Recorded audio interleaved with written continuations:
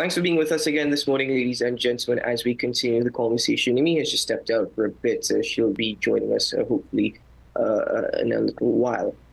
But we are joined this morning by the Deputy Chief Secretary of the Tobago House of Assembly, Dr. Faith B. Israel. What is going on in Tobago? It seems as though, once more, a political storm is brewing. It's getting the tensions are rising, ladies and gentlemen.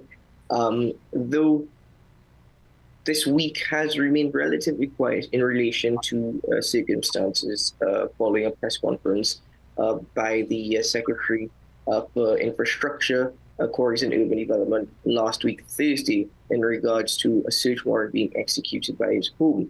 But again, as I mentioned, it just seems as though a political storm is brewing once more.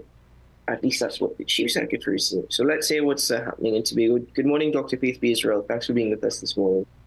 Good morning, and thank you for having me. And yes, so a political storm has been brewing for quite some time. I want to give three specific examples, but before doing that, I want to jog our memories to go back to the period just before the election, when the Prime Minister said to Tobago that if Tobagonians voted for us, he would not forgive the island. I am not sure if Trinidad and Trinidadians heard that statement, but that was said. I think it was a political event that they were having on the island, where he said very clearly that he would not forgive Tobago if Tobagonians voted for what was, we were then the PDP, and he would not forgive us. So it is quite clear that he is holding true.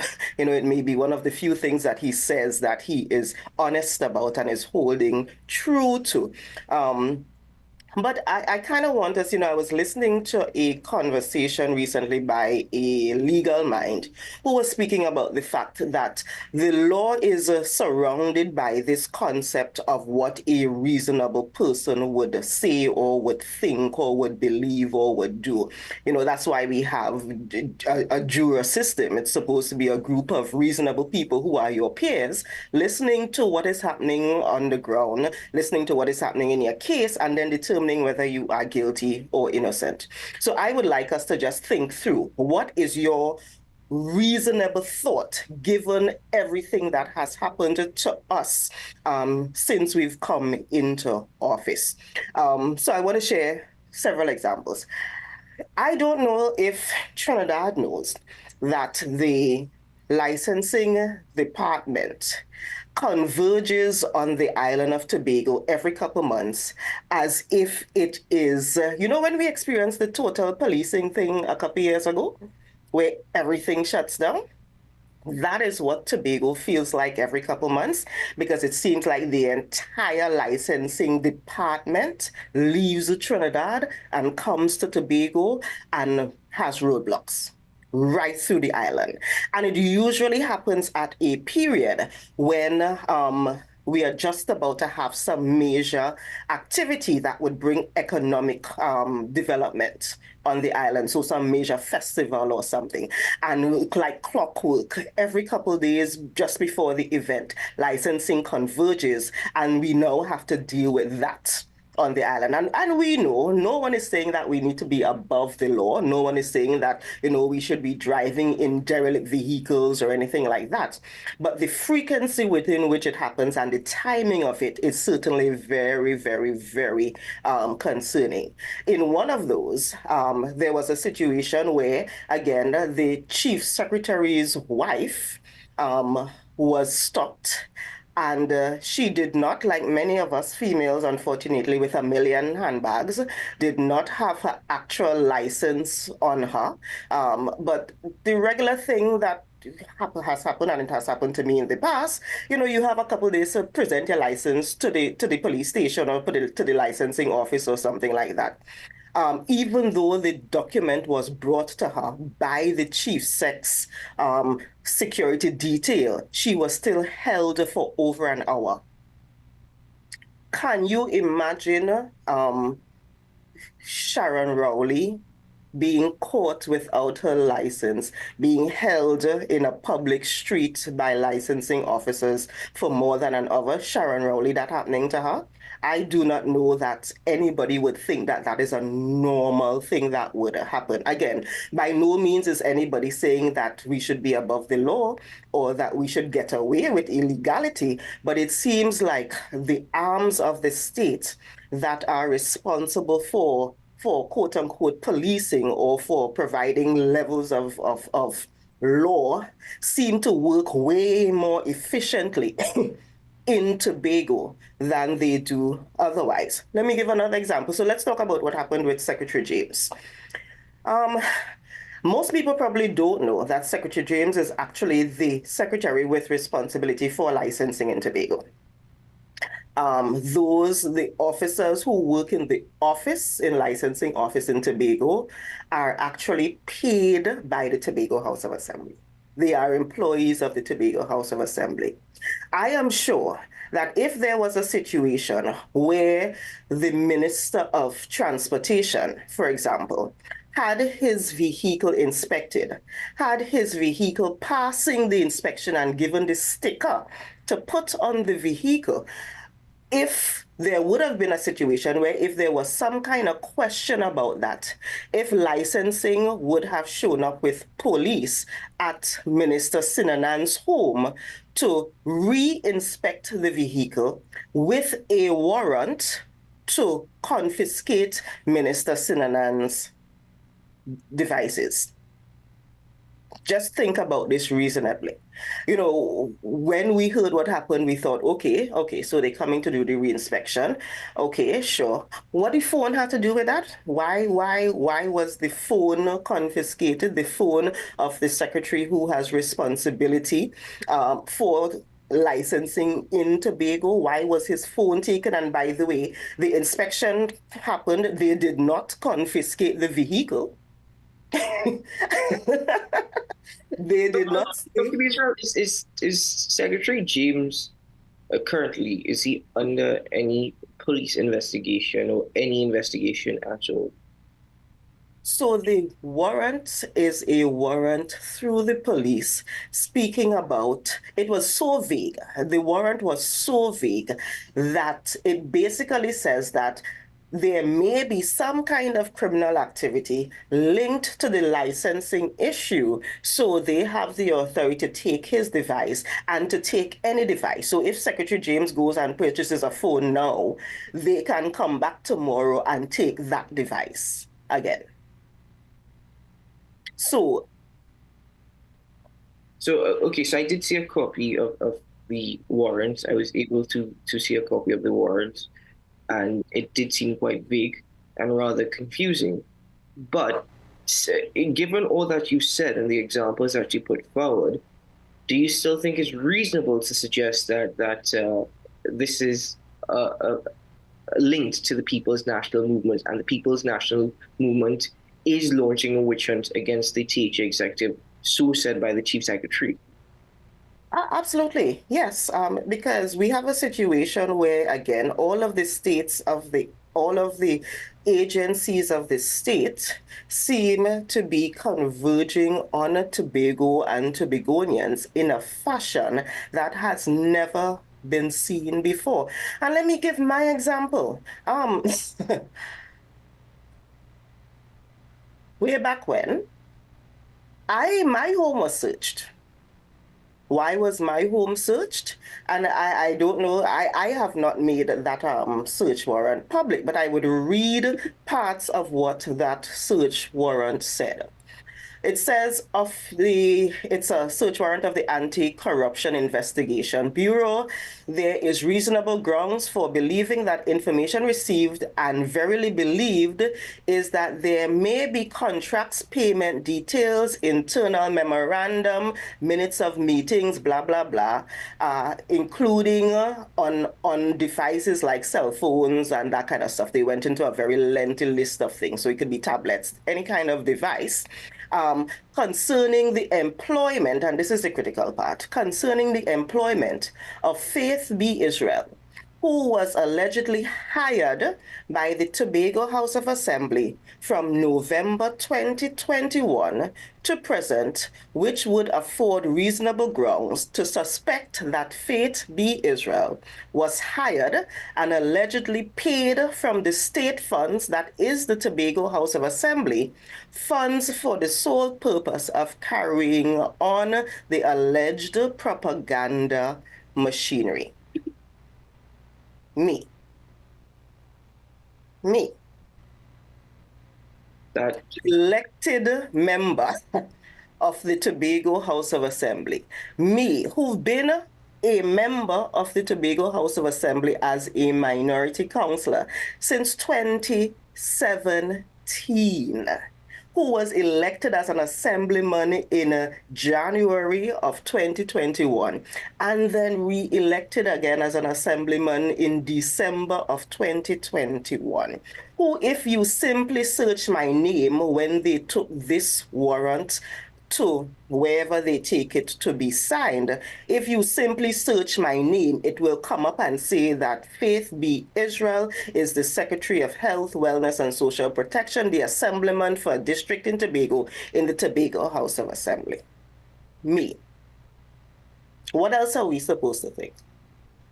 in that regard, let me move on with the conversation, because the Chief Secretary did indicate that the entire team, and I suppose that means the executive, is prepared to fight this matter to the very end and ensure that it comes to a resolution quickly. It has been 1 week.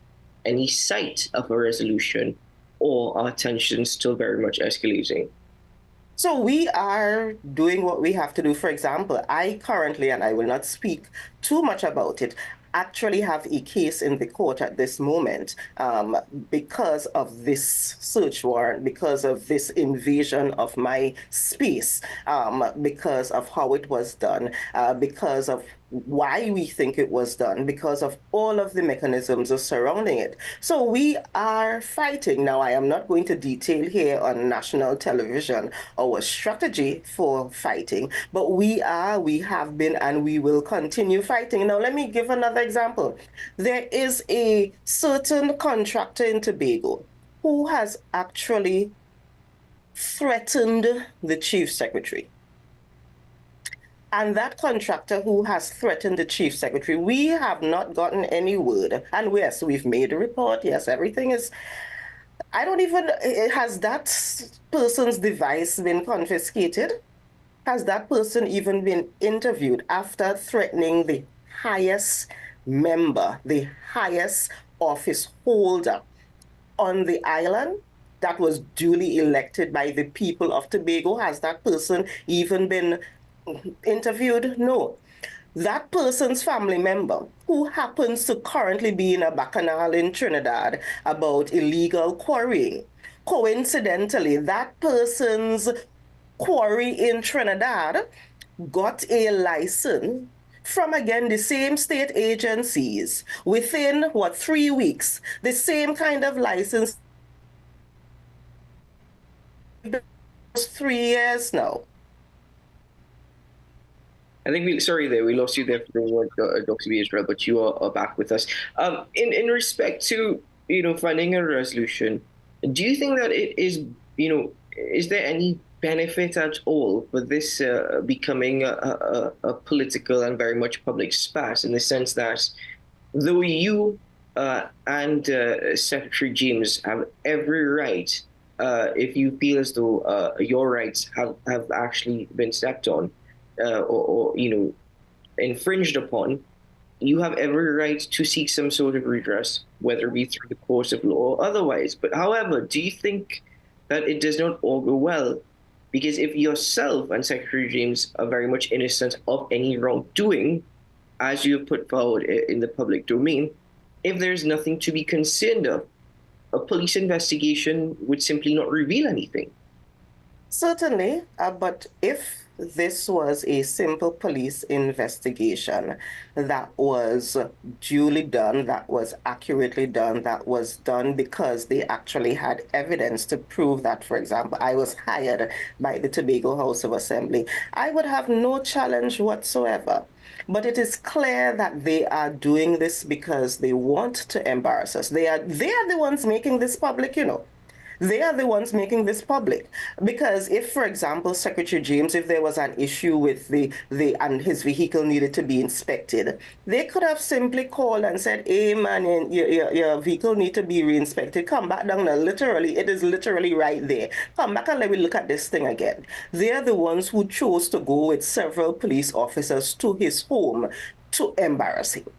They are the ones who are making this a public spectacle. They are the ones who are actively going out of their way to try to turn the island against us. And because they are doing that, we are not going to sit back quietly and do nothing and just take it and say, well, I innocent, so I ain't had nothing to worry about. Because it is clear that our innocence has not protected us thus far. It is quite clear that our innocence has not protected us thus far. And we need all of Trinidad and Tobago to know that we are now basically in a state where the government can tell its security mechanisms what to do and, in fact, terrorize political opponents. And by no means will I stay quiet in Trinidad and Tobago. No. Dr. B. Israel, what is the working relationship like between the THA executive and central government? So each of us have different types of relationships with our counterparts. So for example, if I need to call the minister for something or the minister for health needs to call me for something, that is fine. We call each other. We interact as we should. But it is not the relationship. This is not a personal relationship. We are not friends with anyone, and we should not need to be friends to do what is required. So, for example, the law says, the THA Act says, that the Chief Secretary and the Prime Minister are supposed to meet frequently. That has not happened in a while, and the way protocol is, it really is the Chief Secretary isn't the one that should be reaching out to the Prime Minister and say, hey, let me meet, although he has done that on multiple occasions, and that is not happening the way it frequently should. So this idea of us having a relationship is one that I want us to not think about in that traditional way. There are required types of interactions that need to happen. If something is if something relates to the Tobago space, the Tobago House of Assembly is the entity that is responsible for the policies as it relates to that thing in Tobago. So it's only kind of courtesy, it's only, good manners to say, hey, the government of Trinidad and Tobago is doing something. Let us see if we can work together. And let me give you another quick example. There's a huge WASA project that was just wrapped up in Tobago. While that WASA project was going on, there were conversations that said, hey, earlier we go in and fix that road down there just now. Don't run the WASA pipe and then right there. It's right there we go in and put the road. What did they do? Totally ignore, put the road exactly where they put it, and now we have to think about whether we have to spend money to move the WASA lines or not because of the trajectory of where the road is and where the road is supposed to go and so forth.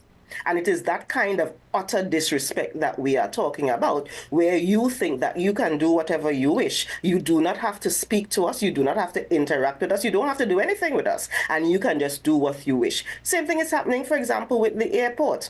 We are yet to get any information about the airport that is being rebuilt that is almost finished. I hear it is almost finished because I am seeing other people talking about it almost being finished. We have never been given the courtesy of saying, okay, well, let's go and have a look at it. These are the plans. We still have no idea what the plans are for that airport that is almost finished.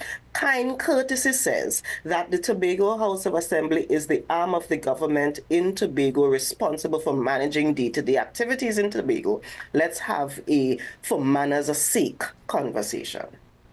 Dr. B. Israel, I think based on what you've presented to us this morning and the viewing public, it's not a political war brewing in Tobago. It's a political war that has stewed in Tobago and is very much existent.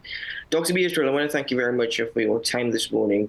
I know that the PNM Tobago Council, they have responded through Minority Leader Kelvin Morris, as well as the political leader Ansel Dennis, saying that we should not turn police investigations into political propaganda. I don't know if you want to respond to both Mr. Morris and Mr. Dennis before we wrap things up for this morning. You know, it is coincidental that Mr. Dennis has the gall to say anything, where he publicly admitted that he was actually paying someone to try to get dirt on us, to try to get us in trouble. And he was actually paying the person who came about as the whistleblower, who definitely lied on us. So, which is part of what this whole brew started with way back when. So the council, the PNM in Tobago and is led by the PNM in Trinidad, so they have no choice but to say what they said, and it is a shame that they are choosing their political organization over Tobago. And I guess that is why Tobago voted the way it did in December 2021. That is why it is now 14-1, because Tobagonians are saying that the People's National Movement is an organization that does not care about them, but only cares about themselves. Dr. B. Israel, thank you very much for your time this morning. All the best to you and to all Tobagonians today. Have a good one. Thank you. Okay. Ladies and gentlemen, of course, any updates in respect to the situation on the island of Tobago from the aspect of the executive, we will bring to you on AM Prime. I know that there is some tragic news coming out of the island of Tobago this morning. But we will get more information on that and to bring it to you throughout the course of the day. Let's see if we can bring you an update right after this. Stay with us, ladies and gentlemen. We'll be right back.